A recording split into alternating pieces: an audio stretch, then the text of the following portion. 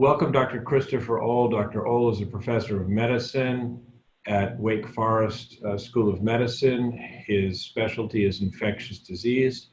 Welcome, Professor Ohl. Good morning. Great to be here. Thank you very much.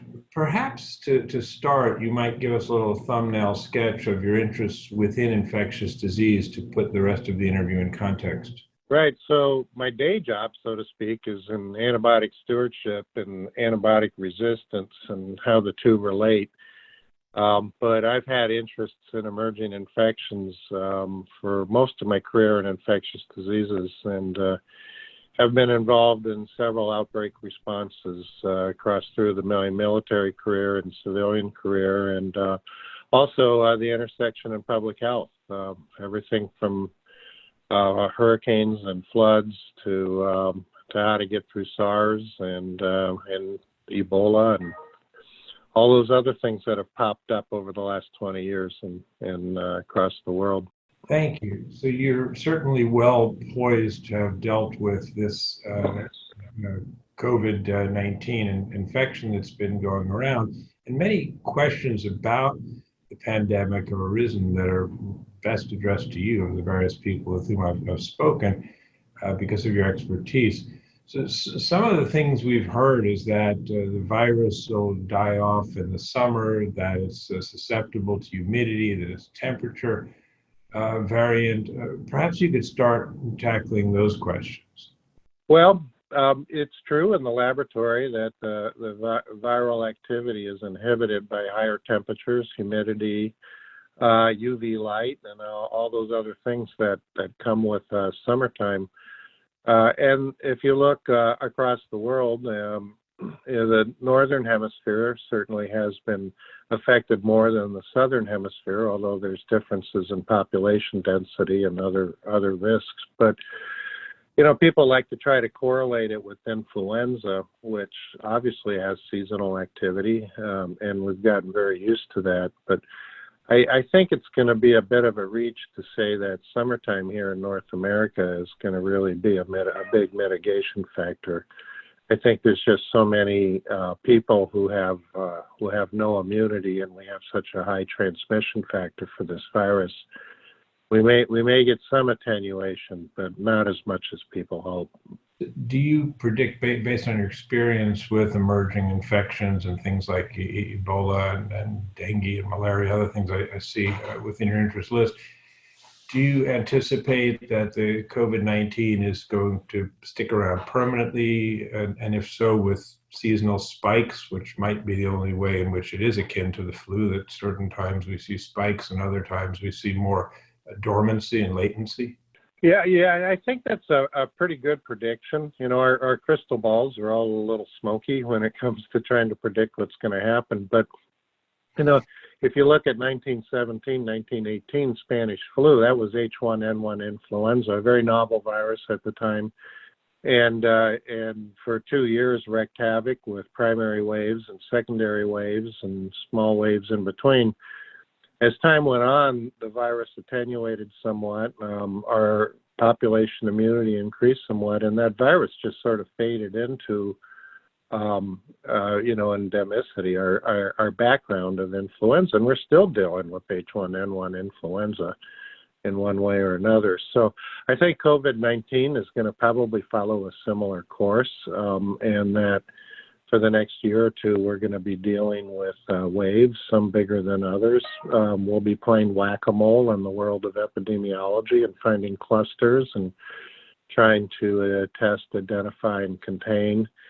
And then hopefully in a year or so, we'll have a vaccine and we can start really working to get our population into more of a herd immunity situation, in which case COVID-19 will become a virus that we deal with, one of those other viruses on our respiratory viral panels that we test for, ones that we see in clinic or in hospitals, and we work to identify and treat just like we do with influenza.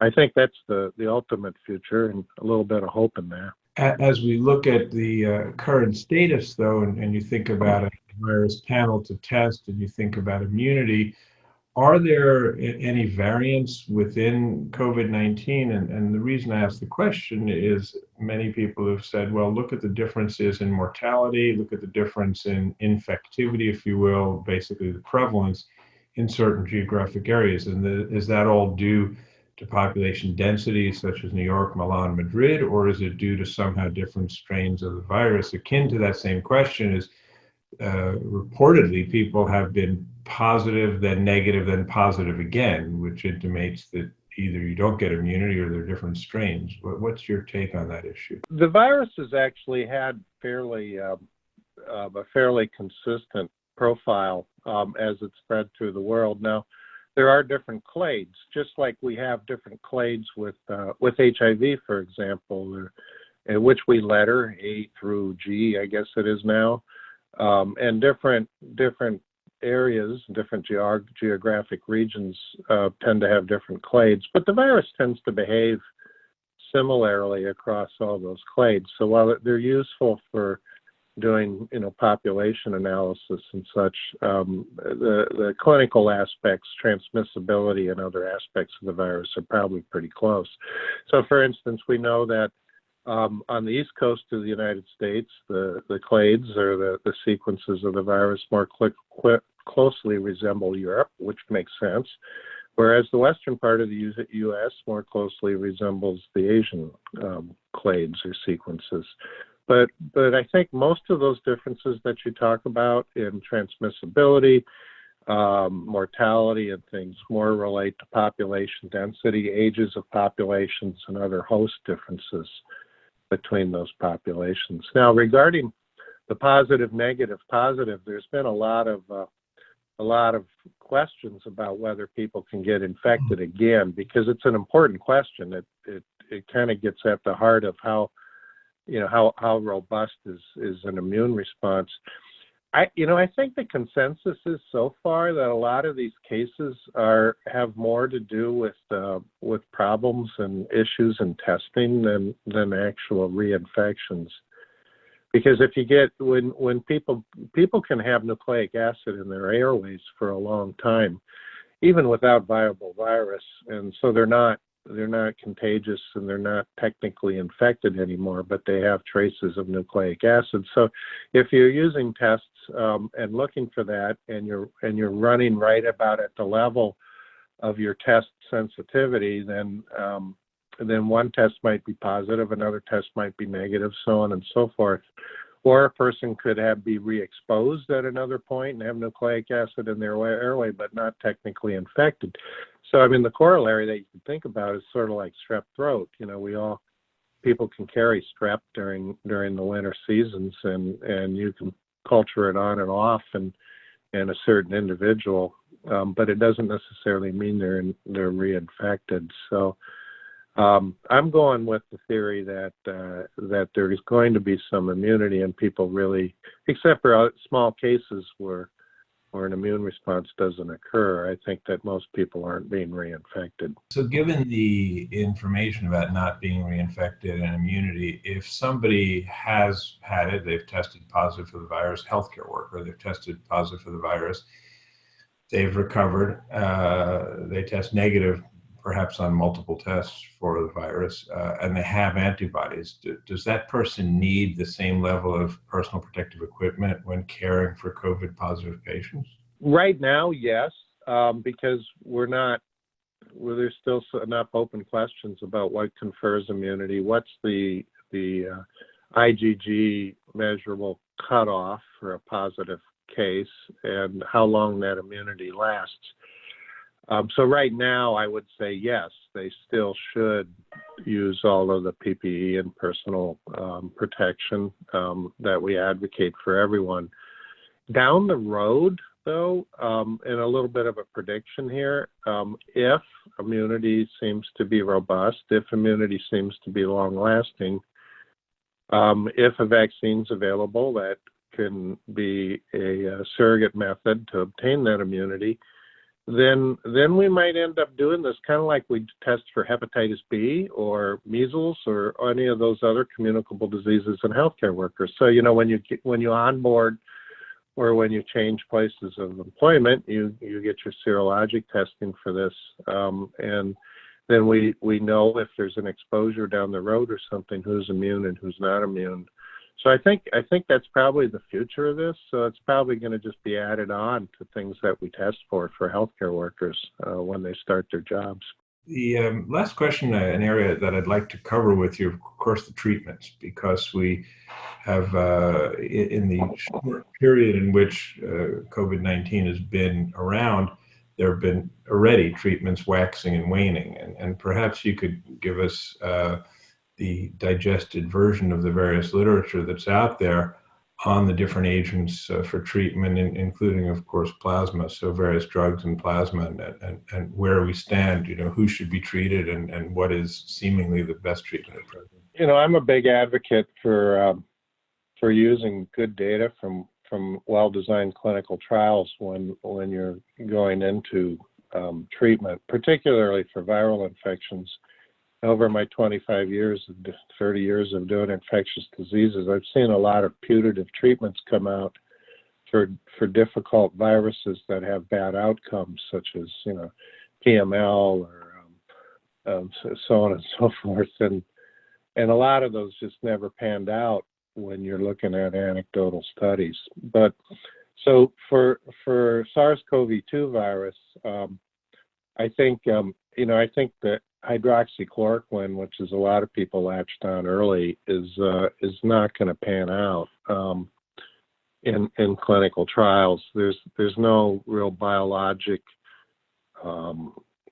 mechanism for why that drug would be useful for this, and it does have some anti-inflammatory effects, but if the anti-inflammatory effects were important for hydroxychloroquine, then steroids would be working, and the studies with steroids have just not really panned out. So I think we're going to be looking at antiviral treatments like remdesivir.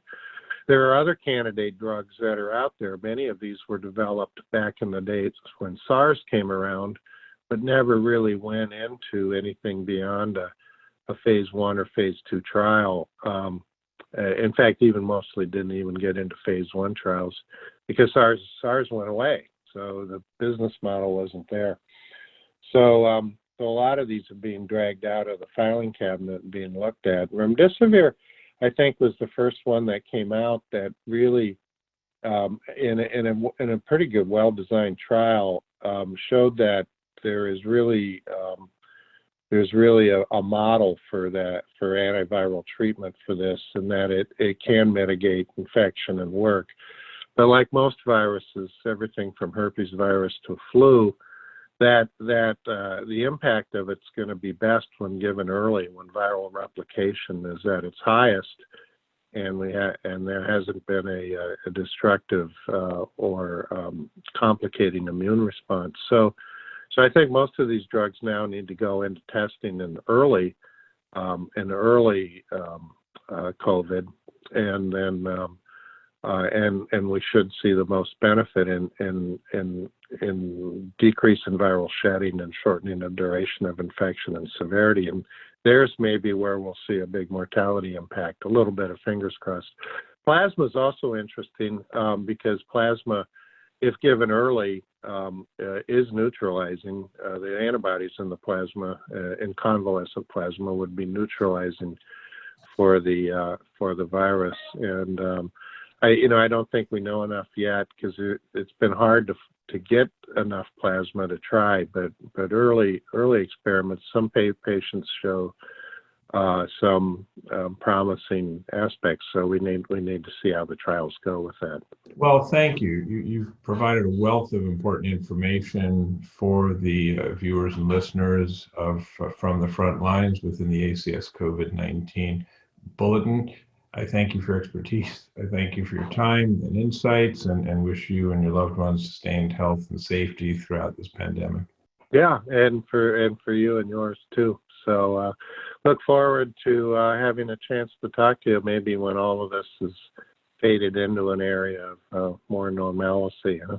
And as good as virtual visits are, ideally somewhere in person someday.